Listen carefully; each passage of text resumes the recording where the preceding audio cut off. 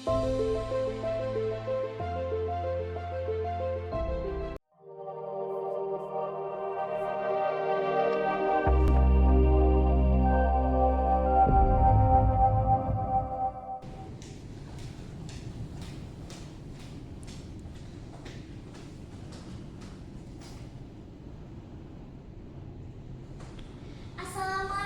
warahmatullahi wabarakatuh. Waalaikumsalam warahmatullahi wabarakatuh. Selamat pagi anak-anak. Bagaimana kabarnya pada pagi hari ini? Alhamdulillah, luar biasa hebat. Wah, luar biasa semangatnya.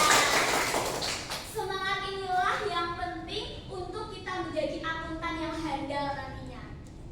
Nah, untuk itu sebelum kita memulai pembelajaran pada pagi hari ini, kita awali dengan berdoa terlebih dahulu.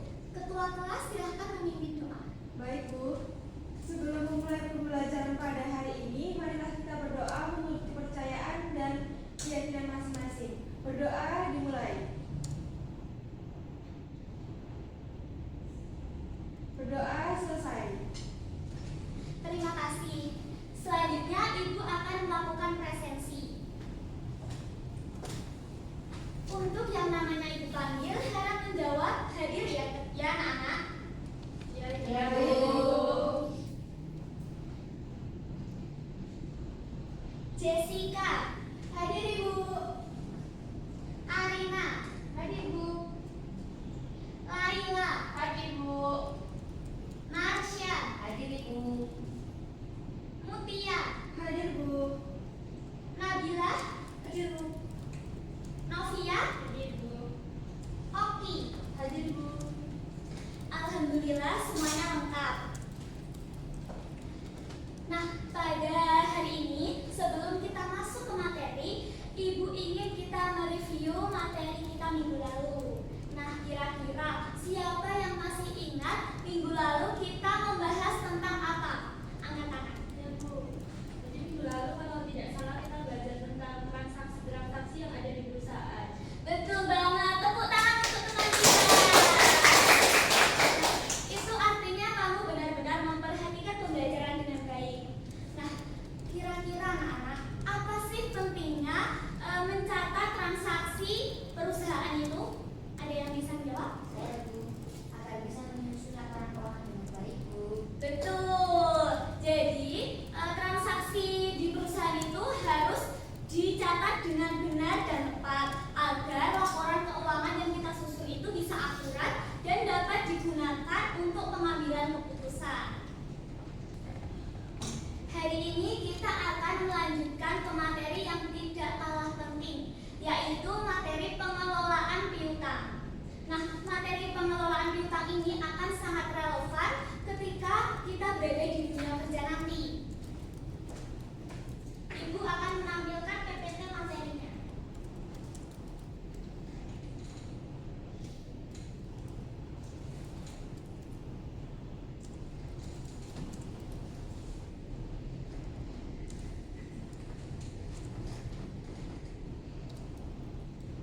Nah, anak-anak, ini adalah tujuan pembelajaran yang harus kita capai setelah kita mempelajari materi pada hari ini.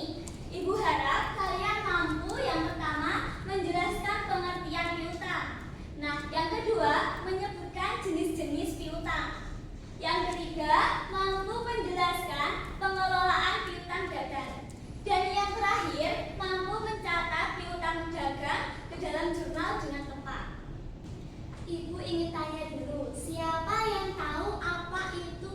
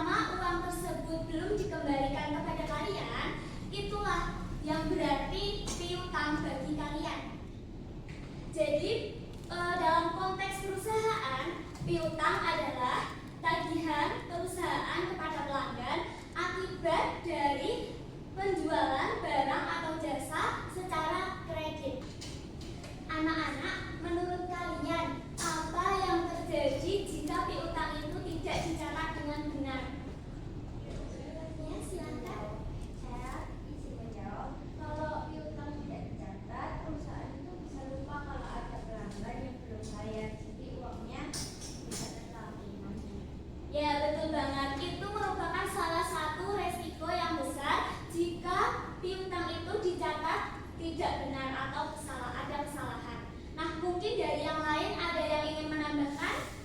Saya Bu, Ya, silakan. saya izin menambahkan kalau piutang tidak tertagih bisa jadi keuangan kerugian buat perusahaan. Betul sekali.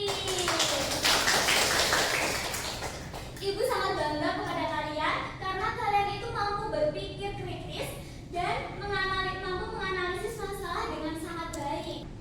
Sebagai bentuk penghargaan atas partisipasi aktif kalian, Ibu akan menambahkan nilai plus pada keaktifan kalian yang bisa menjawab pertanyaan-pertanyaan dari Ibu.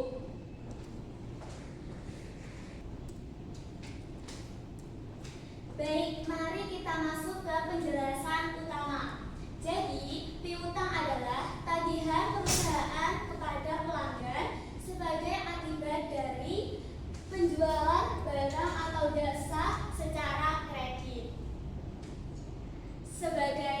Sebagai contohnya, kalian itu mempunyai toko alat tulis. Nah, pada suatu hari ada seorang pelanggan itu membeli satu pak buku seharga 100.000. Nah, tetapi pelanggan tersebut tidak langsung membayar uang itu kepada toko kalian. Jadi dia berjanji bahwa akan membayar buku satu pak seharga 100.000 itu setelah 2 minggu. Nah, inilah yang dinamakan piutang bagi perusahaan. Jadi piutang ini konteksnya lebih ke piutang dagang ya. Jadi di piutang itu tidak hanya ada satu jenis, tapi ada 3 jenis. Yang pertama adalah piutang dagang atau piutang usaha, piutang wesel, dan piutang lain-lain. Jadi contoh yang Ibu katakan tadi, yang toko alat tulis menulis tadi itu merupakan piutang usaha atau piutang dagang. Nah, jika piutang wesel, piutangnya itu berupa surat tertulis atau surat perjanjian antara kreditur yang memberikan hutang dan debitur yang menerima uang atau menerima hutangan. Nah, itu di dalam surat perjanjian itu terdapat nominal yang harus dilunasi dan terdapat tanggal pembayarannya. Sedangkan piutang lain adalah semua jenis piutang yang tidak termasuk ke dalam jenis piutang usaha ataupun piutang wesel. Nah, contoh dari piutang lain ini seperti piutang dividen dan piutang karyawan. Jadi misalnya karyawan kita mempunyai usaha alat tulis menulis tadi. Nah, ada karyawan kita yang meminta uang atau meminjam uang kepada toko kita. Nah, itu bisa diambil sebagai piutang lain-lain, maksudnya ke piutang karyawan.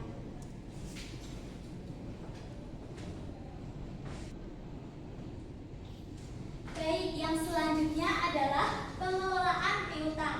Jadi piutang itu tidak hanya sekedar ditulis atau sekedar dicatat ya. Jadi memang piutang itu harus dikelola dengan baik agar tidak menimbulkan kerugian bagi perusahaan. Langkah pertama adalah pencatatan transaksi penjualan secara kredit. Jadi ini adalah mencatat transaksi ketika ada pelanggan yang berhutang kepada kita. Jadi seperti tadi, ketika pelanggan itu datang ke toko kita membeli sesuatu dan belum membayar, nah itulah yang dimaksudkan pencatatan transaksi penjualan secara kredit. Biasanya bukti transaksi yang digunakan adalah faktur penjualan. Selanjutnya penagihan piutang.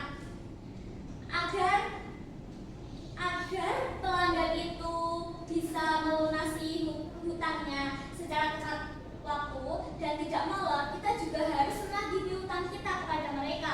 Jangan sampai mereka itu lalai atau bahkan tidak membayar hutangnya. Bagi mereka hutang, bagi kita piutang. Selanjutnya adalah penerimaan pembayaran piutang. Nah, setelah kita tagih ke pelanggan, itu nanti kan mereka akan membayar utang mereka kepada kita, akan melunasinya. Nah, itu biasanya menggunakan bukti transaksi, yaitu bukti penerimaan kas. Nah, kita harus mencatat hutang yang telah dilunasi itu. Jangan sampai kita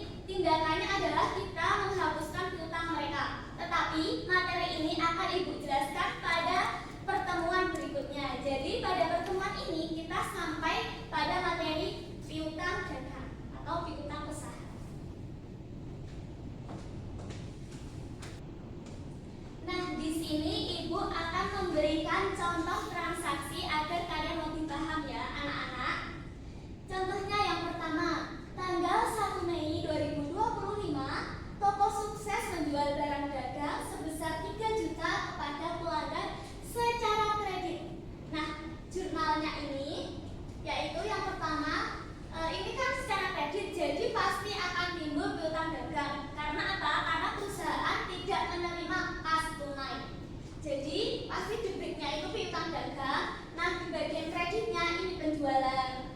Karena toko sukses ini menjual barang dagang. Senilai berapa? Senilai 3 juta rupiah. Selanjutnya, tanggal 10 Mei, pelanggan tersebut membayar utang senilai 3 juta. Nah, jadi perusahaan datang ke toko kita untuk membayar hutangnya yang 3 juta tadi. Jadi, kita harus mencatat pelunasannya. Jurnalnya adalah tanggal 10 Mei, yang debitnya kas karena apa? Karena kita menerima uang tunai dari pelanggan tersebut. Dan kreditnya adalah piutang dagang karena piutang dagangnya sudah dilunasi menggunakan uang ini tadi. Nah, nominalnya berapa? Nominalnya senilai 3 juta rupiah. Nah, dari penjelasan ibu ini, kira-kira dari anak-anak apakah ada yang masih bingung atau ada yang ingin ditanyakan? Silahkan. Saya mau tanya. Ya, silahkan. Kalau pelanggan nggak bayar sepenuhnya gimana? Oh, jadi maksudnya ini ketika hutangnya 3 juta tetapi perusahaan bayar masih 2 juta gitu. Nah, pertanyaan yang bagus anak-anak.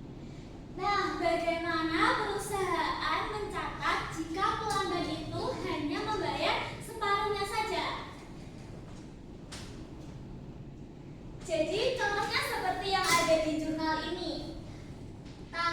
Ketika tadi kan tanggal transaksi tanggal 1 ada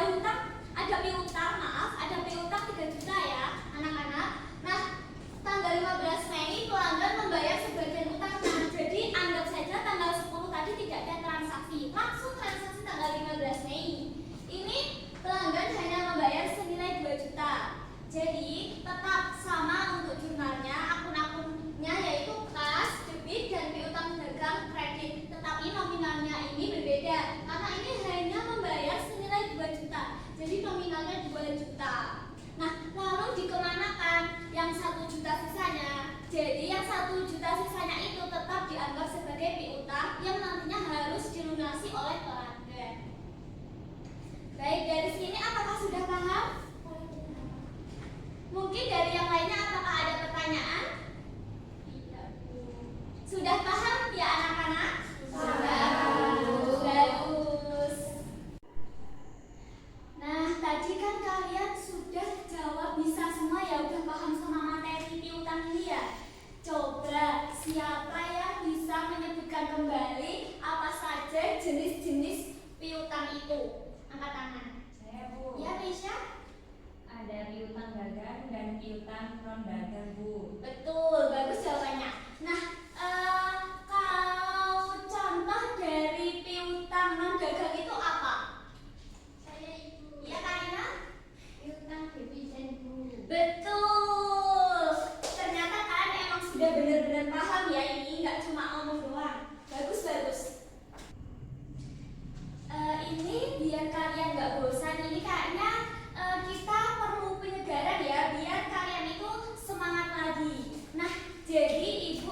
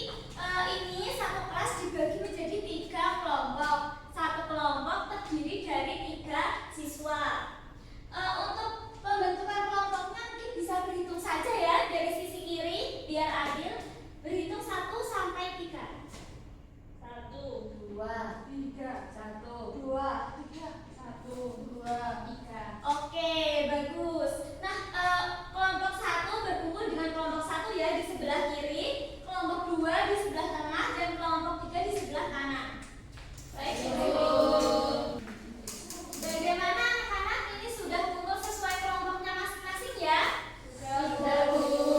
Bagus. Jadi kalau sudah, materi diskusi kita pada hari ini adalah proses pengelolaan piutang. Jadi aturannya nanti kalian itu akan membuat ilustrasi transaksi tentang piutang dari awal sampai akhir. Nah, ilustrasinya itu harus seperti kasus nyata ya. Jadi jangan dibuat-buat seperti PT ABC gitu. Jadi nama perusahaannya dan nama pelanggannya itu juga seperti nama di dunia nyata. Nah, lalu kalian akan Ibu beri waktu 10 menit untuk berdiskusi dengan teman kelompok kalian. Setelah itu, perwakilan dari kelompok kalian akan menyampaikan hasil diskusi di depan. Apakah ada yang ditanyakan? Tidak, Bu. Oke, sudah pinter-pinter ya berarti ini sudah paham semua. Bisa dilanjutkan untuk diskusi.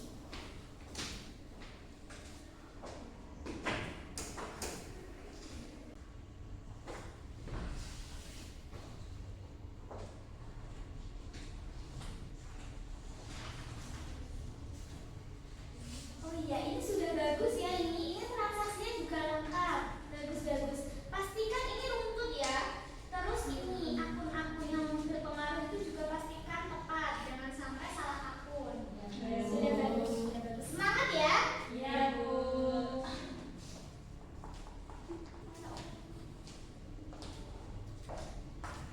Waduh, ini kayaknya kelompok 2 ini masih berpikir keras ya. Ini apa ada yang dibingungkan? Bu, Ya. kami itu masih bingung Bu, tentang proses pencatatan di jurnalnya setelah penjualan kredit itu bagaimana lagi ya Bu? Oh iya, bagus ya. Jangan ragu untuk bertanya karena diskusi ini memang untuk saling memahami. Nah, jadi ini kita pelan-pelan ya belajarnya. Dari materi awal yang Ibu jelaskan tentang piutang usaha, ini kan piutang usaha itu dicatat di sisi debit karena dia itu menambah aset perusahaan. Nah, untuk akun keduanya itu adalah akun penjualan. Nah, itu dicatat di sisi kredit karena itu sebagai pendapatan. Kelompok 3 jangan nangis sendiri ya. Ini kan waktunya berdiskusi ya, bukan untuk menggibah. Ya, jadi jangan nangis sendiri, nanti mengganggu kelompok yang lain. Nah, tadi ya, jadi nanti kalau sudah dicatat utangnya, nanti kan pasti pelanggan membayar. Nah, ketika pelanggan membayar itu akan terjadi pencatatan kas itu di sisi debit karena kita itu mendapat uang dan di kreditnya itu piutang karena piutang kita udah dibayar. Itu gimana? Ya Bu. Oh iya, sudah bagus ya. Bagus, bagus. Bagus sekali.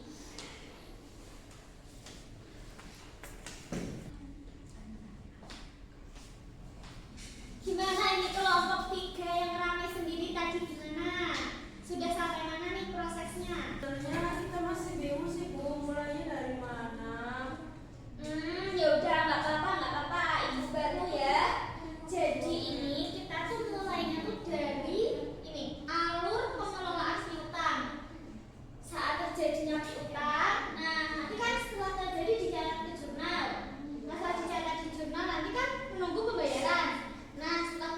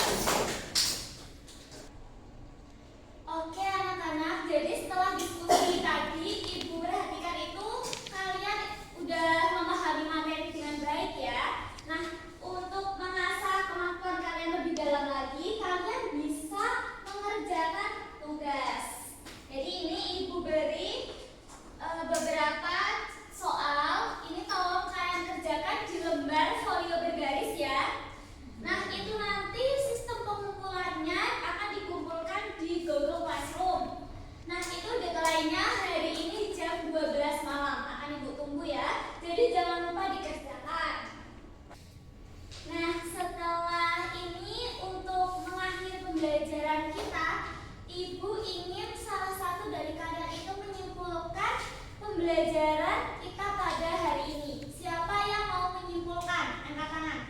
Saya Bu. Oh iya, Ki? Jadi kesimpulannya tuh hari ini kita belajar tentang piutang, jenis-jenis piutang, dan juga cara mengelola piutang. Jawaban yang bagus. Nah, itu tadi benar ya apa yang dikatakan teman kita. Jadi hari ini kita itu belajar tentang piutang. Khususnya itu piutang dagang. Jadi piutang dagang ini terjadi karena penjualan yang dilakukan oleh perusahaan itu terjadi secara kredit. Nah, dan juga jenis piutang itu tidak hanya piutang dagang, tapi ada piutang non dagang dan juga ada piutang wesel. Selanjutnya piutang itu juga harus dikelola dengan baik agar perusahaan tidak menderita kebangkrutan. Dan yang terakhir